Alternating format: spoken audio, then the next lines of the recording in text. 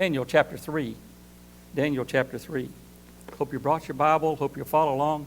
We're going to have quite a bit of reading tonight out of this chapter. The title of our lesson, Associate with Winners. Associate with Winners. Did everyone pick up a paper back there? Would you like to have if anybody needs a copy of our lesson notes, we have those back there. Let's see. Alan, you might turn the fan on. It's hot as all get out up here. Yes. Warm.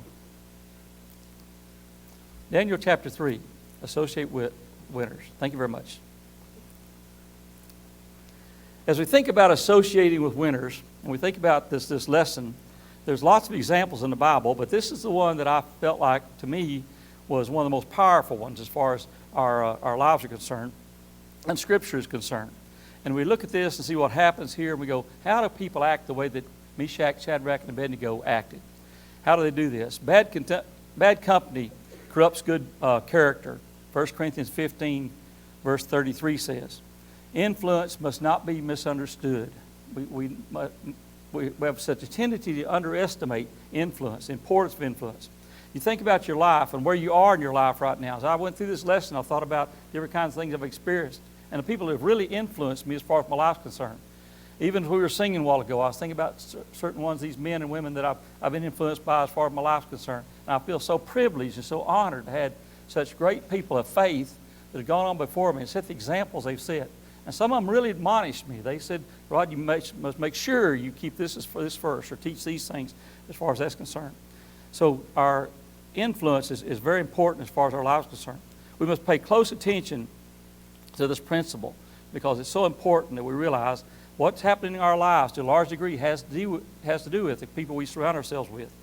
Birds of a feather flock together. We have expressions that we use. You're known by the company that you keep. And so we think about these kinds of things. Oftentimes people talk to me about their children and they say, what about my children? What if they do this, do that? I go get back to thinking about, well, who do they surround themselves with? Who do you surround them with? What kind of example are you setting for them as far as their lives are concerned? There's really much more to it than that.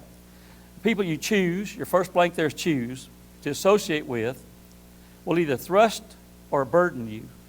The people you choose to associate with will either thrust you and push you forward, or they'll burden you, and they'll hold you back as far as your life is concerned. They'll either help you, your next blank there's help, you along to achieve your goals, or they will be a hindrance to you. Your next blank there's hindrance. Now, a whole lot of what's happening as far as life's concerned, and the people who are around, what's happening with them, gets back to who they're being impacted by. What kind of people are they associating with? Successful people, you'll find, associate with winners. People who are really successful associate with winners. They get around people who are really successful and know what they're talking about as far as things are concerned. In a study of top executives under 30 years old, they tried to find a pattern of their behavior. Why do these guys act and these ladies act the way that they do? And the pattern they found out was, one thing stuck out. They all stayed in contact with people that were top people in their professions as far as concerned. They made it their point to personally meet these people if possible and listen to what they had to say. Now think about your abilities and the things that you are good at and the things you know how to do. How'd you learn those things? Who'd you learn them from? Most of the time, I promise you, is because you were around people who really knew what they were doing in that area, or those kind of people that to associate with. We have to study to be successful, and we need to study successes. If you're going to go out here and start a hamburger joint, you don't want to go out the guy that's got Jake's greasy spoon and talk to him about it. Probably, in all likelihood, he's not doing such a good job. You want to go to places that are successful, like McDonald's, Crystal's, Burger King, different places like that, and go, what do they do? How do they make things successful? This common sense tells us that.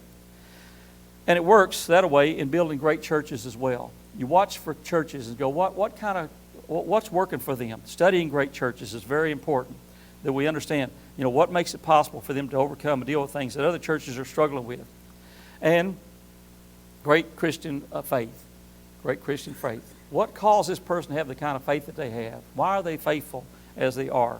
It's amazing how this concept of associating with these people. Study the New Testament church and New Testament Christianities. Go back and go, what were they like? What made them successful? Why were they so successful at things they did? We make a grave mistake in life by studying failures. Then we have an excuse for not trying and not doing the right things. We can always find someone that's tried and failed. We all know farmers that have tried and failed. We know politicians that have tried and failed. Preachers, bankers, athletes, husbands, wives, parents, and the list goes on. Studying those people doesn't do anything but cause us to fail like them and make an excuse. Well, if they fail, I'm going to fail too. Instead of going, wait a minute. What's successful and what really works as far as that's concerned? But if you really want to succeed, you find winners and study them closely. Do what they did, and you'll accomplish what they've accomplished. Now think about your life. Think about the people that have been really very influential to you and helped you to win and overcome things. Now we look at our text here. I've got quite a bit of text. I want you to really get into this as far as Daniel 3 is concerned. Daniel chapter 3. At King Nebuchadnezzar's command, a great statue, 90 feet high, of gold, is built in the plains of Dura. All the officials of Babylon were ordered to worship it. The hour of worship comes, and the moment for the king's jealous advisors have been waiting for. So this is all set up. The stage is set up for this worship. In verse 4, then the herald loudly proclaimed, "This is what you're commanded to do, O peoples, nations, and men of every language. As soon as you hear the sound of the horn, the flute, the zephyr, the lyre, the harp, pipes, and all kinds of music, you must fall down and worship the image that the king Nebuchadnezzar has set up. Whoever does not fall down and worship will immediately be thrown into the blazing furnace." So at this point, Nebuchadnezzar has them all out there in the desert waiting, getting ready to bow down to the image that he set forth. The music fills the air. Solemnly, the officials of Babylon bow down and worship the golden statue, all but Shadrach, Meshach, and Abednego. Eagerly, the jealous advisors report to the king. They're not bowing down. Verse 13. Furiously, with a rage, Nebuchadnezzar summons Shadrach, Meshach, and Abednego. So these men were brought before the king, and Nebuchadnezzar said to them, is it true, Shadrach, Meshach, and Abednego, that you do not serve my gods and worship the image of gold I've set up? Now, when you hear the sound of the horn, the flute, the zephyr, the lyre, the harp, the pipes, and all kinds of music, if you're ready to fall down and worship the image I made, very good. But if you do not worship it, you'll be thrown immediately into the blaze of the furnace. Then what God will be able to rescue you from my hand? And so he's telling them what they must do. I'm going to give you one more chance, he's saying. You're going to bow down when the music begins. And then verse 18, Shadrach, Meshach, and Abednego replied to the king, "O Nebuchadnezzar, we do not need to defend ourselves before you on this matter. If we are thrown into the blaze of furnace, the God we serve will be able to save us from it, and he will rescue us from your hand, O king. But even if he does not, we want you to know, O king, that we will not serve your gods or worship the image of gold that you've set up." The three Hebrews were quickly thrown into the raging fire. Now, I don't think this happened out there on the desert at the time that they made this decision. I think it all takes place in the desert, but I think the decision was predetermined. And sometimes we kind of miss this because we're going, oh, all of a sudden these three guys are making a decision not to worship. No, I think they'd already decided who they're going to worship. And I think that's an important point because sometimes we think, well, I need to learn how to make good decisions. No, you need to premeditate decisions. You need to decide tonight. Everybody needs to decide, who am I going to worship? What am I going to do? It's amazing. These guys had already decided ahead of time, this is what we're going to do and what our plans were. Verse 22 and 23. The king's command was so urgent and the furnace was so hot that the flames of the fire killed the men who took up Shadrach, Meshach, and Abednego. And these three men firmly tied, fell into the flame of the furnace. But when the king looked into the furnace, verse 24, then the king Nebuchadnezzar leaped to his feet in amazement and asked his advisors, wasn't it 3 men which we tried and threw into the fire? And they replied, certainly, O king. And he said, look, I see 4 men walking around the fire, unbound and unharmed. And the 4th looks like the son of gods. Nebuchadnezzar then approached the opening to the blazing furnace and shouted, Shadrach, Meshach, Abednego, servants of the Most High God, come out. Come here. So Shadrach, Meshach, and Abednego came out of the fire. Now get the scene, get the picture. Realize what's happening. These men said, we'll not bow down. We're not bowing down to your God or anybody else's God. He said, you'll be thrown in the fire if you don't. What are our convictions? How determined are we to do God's will regardless of what everybody else says, what everybody else does, what everybody else says in the brotherhood, what everybody else says in the family, what everybody else says in the community, what everybody else says in the news? How determined are we to do what God wants us to do? You see, I think the test is going on for us now. I don't think it's a statue out in the middle of a desert like Shadrach, Meshach, and Abednego. I think it's much more subtle than that. I think tonight Satan's saying, it doesn't take that much for you, Christian. Here's the thing. You bow down. You do what I want you to do when I want you to do it, the way I want you to do it. And so many times Christians just go, we fold into it. No, wait a minute. I'll be there. I'm going to do the thing no matter what. No matter what. See, a lot of living the Christian life is determination and going, wait a minute. I'm going to do the right thing no matter what. When we look at Jesus and his life, we realize he was determined to go to the cross no matter what. Even his own disciples didn't want him to go to the cross. You see, nobody wanted him to go to the cross, but he goes, no, wait a minute. That's what I came for, and this is what I do, you see. Tonight, as we look at this lesson, we think about Shadrach, Meshach, and Abednego and all the other greats as far as the Bible is concerned. What makes them so similar? Why do they have such convictions they have? I think this is it. They realized what they needed to do, and they're willing to do it at all costs, no matter what. I'm going to be the father I need to be. I'm going to be the grandfather I need to be. I'm going to be the Christian I need to be. I'm going to be the leader I need to be. I'm going to step up, no matter what. See, so many times we're so afraid of ridicule, or we're so afraid of going against what everybody else is doing, but we don't step up. We don't do what we need to do. But these men did. And then verse 28, then Nebuchadnezzar said, praise be to God, the God of Shadrach, Meshach, and Abednego, who has sent his angel and rescued his servants.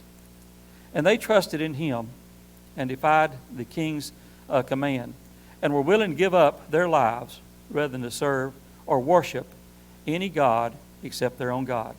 Therefore, I decree that the people of any nation or language who say anything against the God of Shadrach, Meshach, and Abednego will be cut into pieces, and their houses be turned into rubble, to piles of rubble. For no other God can save in this way. Then the king promoted Shadrach, Meshach, and Abednego in the providence of Babylonia. They stood up for the right thing. And they said, okay, we'll worship your God. Shadrach, Meshach, and Abednego were victorious together. We'll be victorious together. But we've got to stand our ground. We've got to be determined. We're going to do it in our families, in the church, in the community, no matter what. What an encouragement they must have been to each other. Your next blank, there's each other.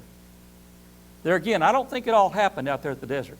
I think it was already premeditated. These 3 men knew we're going to stand together. Together we stand, divided we fall. We're standing together no matter what. I don't think they had a little conversation out there. I think the text would say, we're going to stand for it or not stand for it. What are we going to do? What are we not going to do? They already knew. They knew. Do you know? Do our children know? Do people around us know? They're going to stand for what's right, no matter what. No matter what happens, stand for the right thing. But what's our lesson? What's our lesson? In sports, play with someone that's just as good as you are, or perhaps a little bit better than you are. And that way you'll learn something about pushing yourself to the maximum. Work with people. Be around people that are better than you are. Get with them. Learn from them. Learn from the things they can do. In spiritual matters, you next think they're spiritual. Do the same thing. Think about people that are spiritual around you. Spend time with people who are excelling spiritually. Who are the ones you know that are really growing? What are they doing? How much time are we spending with them? See, get with people who are excited about Christianity. Your next makes excited. Are we really around other people that are excited about Christianity? My mentors, all my mentors, have all been people who are excited about Christianity. It's amazing how much difference it makes in our lives. People whose lives are being changed because of Christ. You next think there's Christ. You're watching these people's lives being changed because of Christ. They're going, like we talked about this morning, the touch of the Master's hand. They're experiencing that. They're helping other people experience that as far as their lives are concerned. You'll never be motivated around mediocrity. Mediocrity doesn't do it. People that are in or out, doesn't matter to them. It's amazing how many people in congregations are mediocre. They go one way or the other way. It doesn't really matter to them. But that doesn't get things done. That doesn't help us overcome when we're around mediocrity. Not isolation, but insulation. Now think about these two terms when we think about associating with winners. Not isolation, but insulation. I do not mean have absolutely no company. Next week there's company with non-winners. Now we're not talking about don't be around them, but isolation. Insulation, but not isolation as far as it's concerned. The Bible reminds us that if we avoid bad folks altogether, we have to leave the world. That's 1 Corinthians 5, verse 10. We're going to be around bad folks sometimes. But what's our attitude? How are we protecting ourselves? What are we doing when we're around these people as far as it's concerned? It just means don't allow, next week there's allow, them the position to influence you in the way that you live. Now this is where we have to be careful, Christians, not allow losers and non-winners and people that are going against God to influence us. So many times we're influenced by these people, don't even realize it. That's the reason it's so important that we marry Christians and encourage our young people to marry Christians. It's amazing how many people have fallen away because they married somebody that wasn't a Christian. I know, everybody's always got but I know people have married people, non-Christians, they obey the gospel. I know a few too. But not near as many as I know that have married non-Christians and fallen away. It's amazing. It's a lot easier to pull somebody down than it is to pull them up, as far as it's concerned. And that's oftentimes what happens. Insulation means to surround yourself with the right kind of influence. Surround yourself with the right kind of influence. When we surround ourselves with the right kind of influence, it almost comes automatic to do the right thing or the good thing or the healthy thing. This applies to people. Surround yourself with the right kind of people, of course. But not only people, but also the right kind of books. What kind of books do we read? What kind of books, if we went to your house right now, what kind of books will we find that you're reading and spending time with, as far as it's concerned? Are we even spending time with books? There's tons of good books out there. Or are we spending time with those kind of things? Tapes, CDs, and things of that nature. Movies. What kind of movies are we watching? Are they really good, the healthy things, helping us to grow and learn and do better? Are we insulating ourselves? Events. What kind of events do we go to, participate in? Do our children, our grandchildren, people around us, other Christians know what kind of events we're going to be involved in. In everything. And next think there's everything. Everything that we do needs to be people who are going, wait a minute. Because not only are we looking to other people to help us win, other people looking to us to help us win. Several years ago, I was involved with the congregation when I was in college. And after I left, and been gone a couple of years, some terrible things. I won't even mention them. I won't tell you what happened. But some terrible things happened within the congregation. Some very immoral things and terrible things. It's just pitiful. I could not believe the congregation and so many people got involved in these terrible things. Then I went back to visit one day. Stand at the back of the congregation, and a guy came up to me, and he said something about what had happened, what had taken place. And I said, I'm so sorry. This is so pitiful. He said, it's your fault. And I said, my fault? What do you mean? I wasn't even here.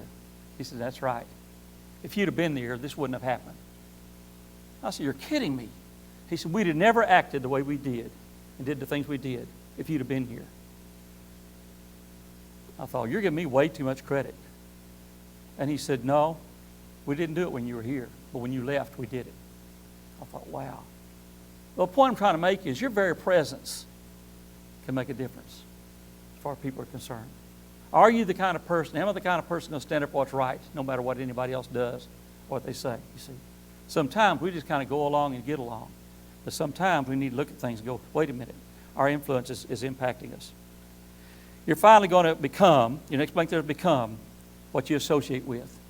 We're going to become what we associate with. If we associate with good people, righteous people, growing people, that's what we're going to become. If we don't, that's what we're going to become. It's like a sign that I read about. It was on a muddy road one time, in the country road, and it said, choose carefully the ruts you'll enter, because you'll be on them the next 20 miles. Choose carefully the ruts you enter, because you're going to be in them the next 20 miles. Are we choosing, or do we just kind of go along and get along? In conclusion, we think about these things. Make it a point to choose friends who are positive in their thinking. People that are positive in their thinking. I've told you the story about years ago when my mother got elderly, before she went in the nursing home. And she said, I've got a problem. And I said, what's your problem, Mom? She said, well, I've got a friend, Frances. And Frances is a very ungodly woman. I said, Mother? She said, yeah, when I spend the day with her, after I get home, I feel filthy. Because the things she's talked about, the way she acts, the way she treats people, I feel terrible. I said, Mother, what are you doing even going around Frances? She said, well, we've been friends a long time, but really it's not for Frances. She's got these 2 daughters, and they don't have any Christians around them, and I'm trying to influence them and impact them. I said, well, that's a noble thing, Mother, but you're too old for this. It's time for you to do away with Frances. And she said, I know how to build relationships, but I don't know how to get rid of them. Well, how do I do that? I said, okay, here's what you do. You stop communicating with Frances. What? I said, you stop communicating with her. When she calls, you be nice, you be courteous, but tell her you're busy, and then get busy. Do things, you see. When she comes by, greet her, be nice to her, but don't go places with her, don't do things with her. And eventually you won't have Frances anymore. She said, okay, I'll try that. 6 months later, I'm in Mother's house again. And she said, I don't have Frances anymore. I said, Frances died? She said, no, Frances didn't die. I said, what happened? She said, I did exactly what you said. I got to where I didn't have time to talk to Frances and spend time with her, go places with her. And now she's got to where she didn't call me anymore. We don't talk anymore, and that kind of stuff. I said, Mother, I know that you miss Frances. Y'all been friends a long time, but you've done the right thing. She said, I really have, hadn't I? And I said, you have. Said, the point I'm trying to make is we become like people we're around. Sometimes we need to call out and go, wait a minute, I can't do this relationship thing. But relationships depend on communication, you see. I knew if Mother broke the communication, she wouldn't have Frances anymore.